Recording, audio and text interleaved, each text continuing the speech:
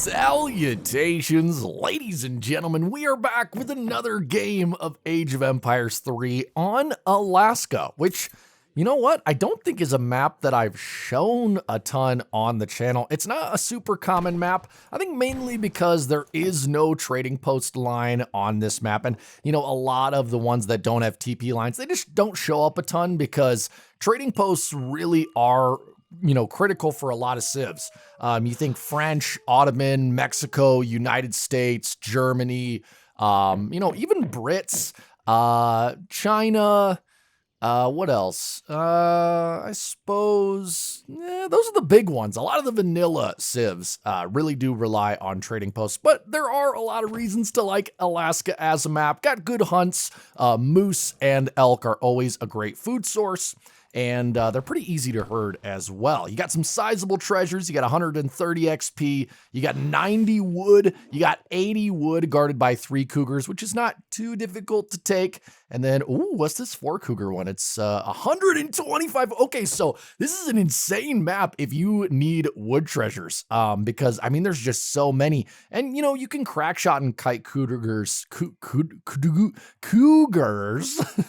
relatively simply if you know what you're doing. Even have a native warrior up in the corner. And then you also have a ton of water, right? So a ton of shoreline here. A lot of extra food if you are willing to take it. Definitely could be worth sending a card like schooners or even some water upgrades.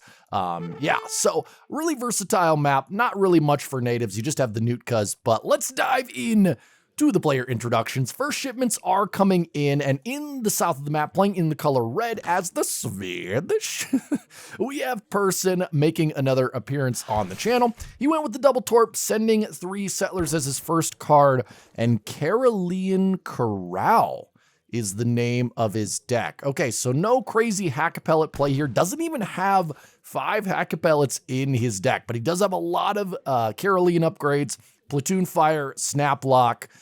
He's got the Svi Lifeguard, which is another another insane upgrade, and then the Team House of Bernadotte. So he's got up to 4 upgrades here, not including the stuff he can get over at the Arsenal.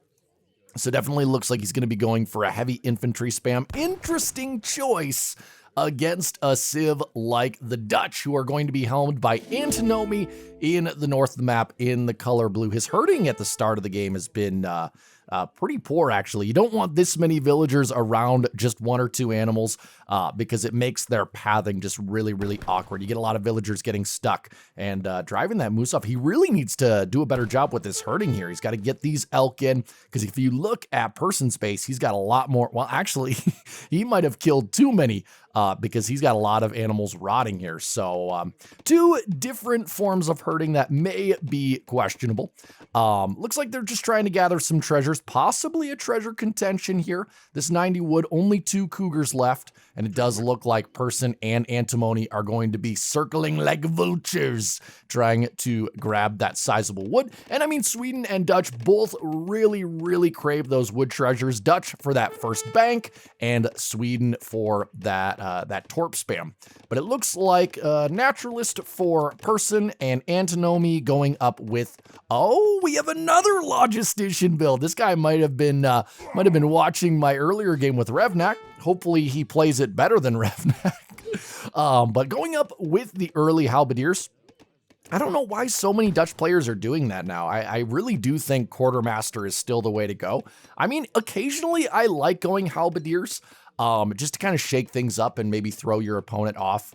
You know, or if you're going up against a civ like Germany, I think it can be really good because it's just an easy way to counter the early Uhlans without having to put down a stable and make hussars of your own. And you can just focus on getting up banks, make, you know, 1 or 2 halberdiers, or just use the one that you have and TC fire, and you can get a lot of work done. But first bank going down now, bit of a late first bank, and military wagon coming out. Is it going to be the barracks or the stable? It is going to be the barracks, and looks like you went up with 15 vills. That second shipment, this is why you need to get your bank down in transition, because it delays your shipment by a solid like 15-20 seconds, and when you're trying to get up the 4 bank or even 5 bank FF, your timing with those resources, especially your wood shipments, it needs to be crisp.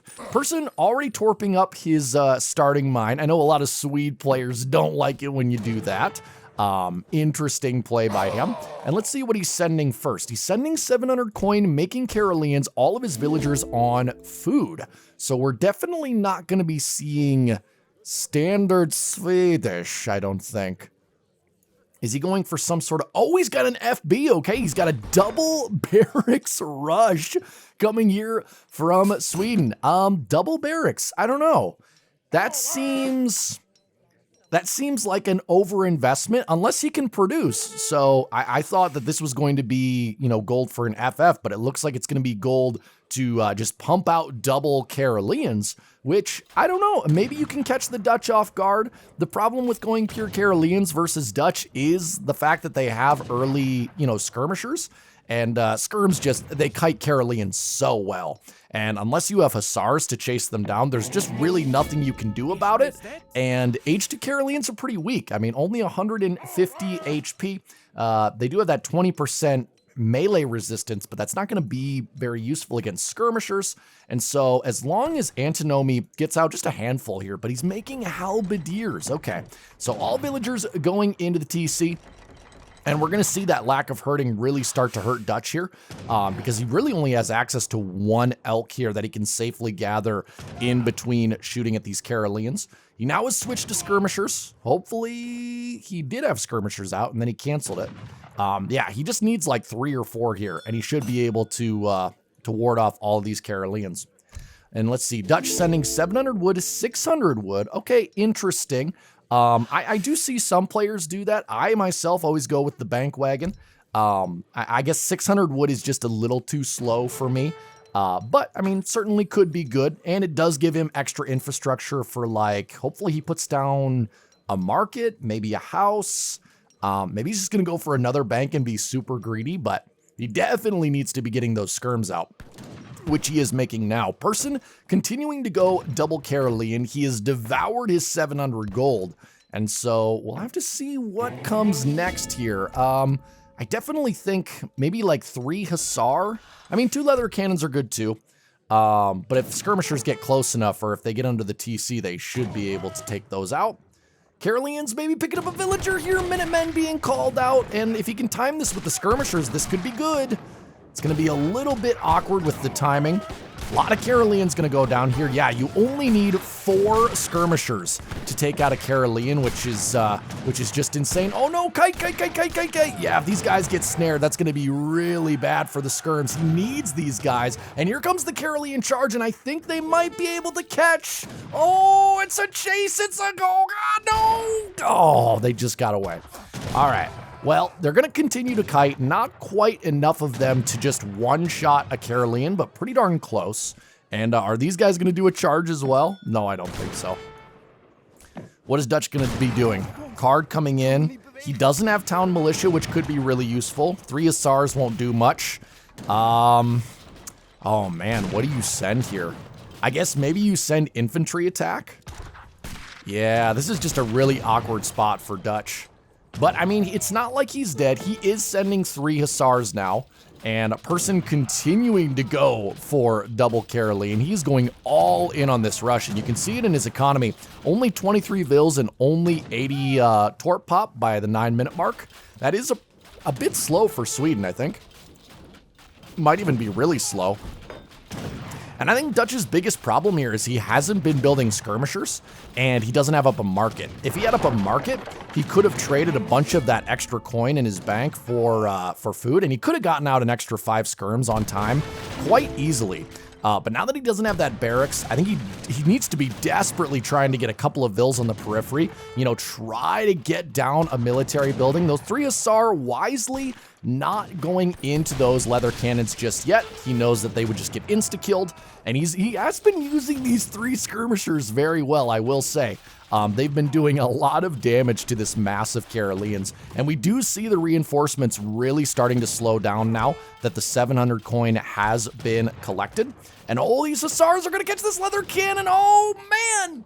It's a tale of bad micro this game because, oh, there goes the leather cannon, basically for free. Though, the town center probably going to go down here. Yeah, there's no way these Hussars save it. It's on 1100 HP, 3 skirmishers. Now, if this was 8 skirms, I would feel much better about his chances, but it just doesn't look like it's going to be in the cards. 400, 300, 200, it's going to go down, and it's going to be a villager feast. They're going to gobble them up. 1 going down, probably going to be 2, 3, 4, maybe even 5 more. Oh, that's terrible. One of the things you can do though when your town center is about to go down is try to get your villagers out early. Don't wait for it to fall, because sometimes, you know, you can catch your opponent not looking and you can kind of just get those villagers away. Oh, he has been building another base. I mean, it's not really going to do much. These villagers are going to get caught and they are going to die. Oh man, that's rough. Oh, 2 Dutch losses in a row. Gosh. I mean, if this doesn't convince you that Logistician is not always the best choice, I don't know what will. This is 2 games back-to-back of that age up just not being good. And I know a lot of people love it. I love it. I think Halberdiers in H2 are cool. But guys, standard is standard for a reason. Just play standard. Just play meta. Like, why go Logistician versus Sweden? I mean, yes, they might open with Hussar, but just make your own Hussar. Send 8 pikes, which he didn't have in his deck. Oh, man. This is also a very weird deck, by the way. I mean, it's not a bad deck. Definitely would want the fort card in there. You don't need 600 coin as Dutch. Like, that's just too much. The deck is called Halb. I guess maybe he was like hoping to spam Halberdiers and then push his opponent who may go Hussar. Like that's what I can think Antimony was going for. But yeah, certainly a lack of scouting there is what really killed him. And we even had an artillery foundry going up, so it looks like Person was just going to start going straight into leather cannons from there. But turns out it was not necessary. And here I was saying how Caroleans weren't going to be the right choice. And I feel like if the Dutch player had played that a little bit tighter, it wouldn't have been the right choice. But guys, hope you enjoyed that game. I hope you guys have been enjoying watching Dutch lose, because it has been heartbreaking for me. I'm going to be back with a non-Dutch game in a couple of days, and hopefully we'll find a longer game. The matches I've been sent lately have been pretty short, which is nice sometimes, but I'm ready for a 20, 25-minute game, maybe a little bit higher level too. But until then, guys, have a great day. Have a great life. See you later.